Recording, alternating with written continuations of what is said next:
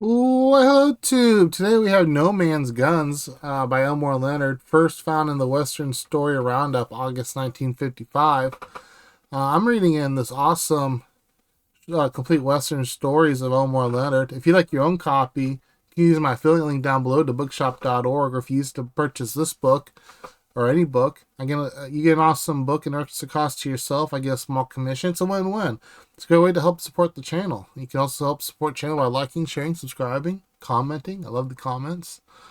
Finally, there are timestamps down below if you would like to skip around within this video.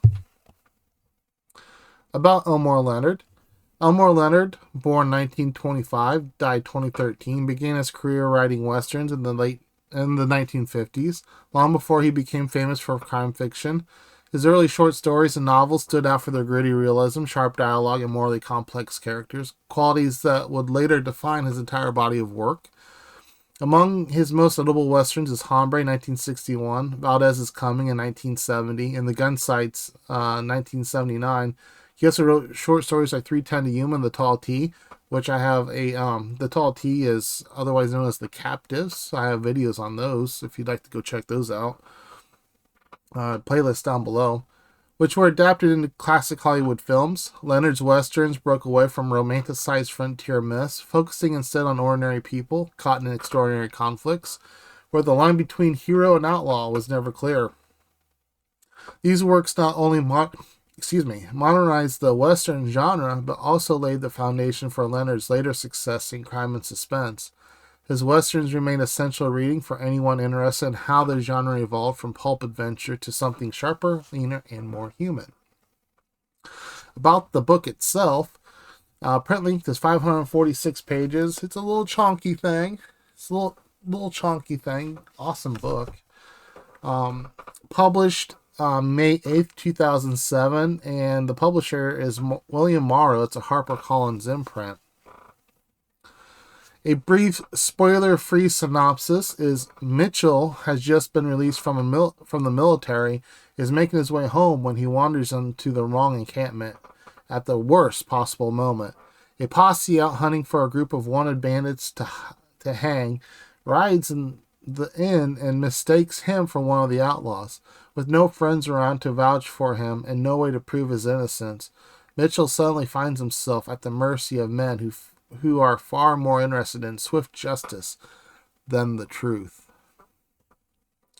My thoughts on this story, in my opinion, your mileage may vary. This was not one of Leonard's strongest entries. And most of what comes down to is how Mitchell gets into trouble in the first place. The inciting incident feels a little flimsy. Mitchell just happens to wander into the wrong camp at the wrong time, and the posse just happens to assume he's one of the men they're after. It's a classic case of mistaken identity, but the way that it unfolds doesn't feel as tight or inevitable as Leonard usually writes it.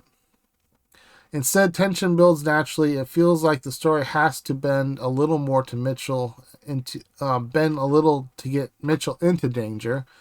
The Elmore Leonard tension is there, but the foundation is shaky. You feel the story working to get Mitchell into danger rather than the danger rising naturally around him. There's a little more to it, but I feel like it kind of gets into spoiler territory. And even though this isn't one that I consider a banger, I still don't really want to kind of go into that spoiler territory. So I get it. If you read it and you're like, well, there's something else going on that that Booknick doesn't talk about, it's because I feel like it's kind of spoilerish. I don't want to do that. So I think we're going to just keep this one short and sweet today. What is it called again? No Man's Guns. I mean, if you're a completionist, if you already have the story or the book, you might as well just go ahead and read. It's only like 14 pages. But I really wouldn't seek it out, and I think there's much better ones to seek out if you're not going to read them all. So, I think that's it for this one, peeps. Cheers.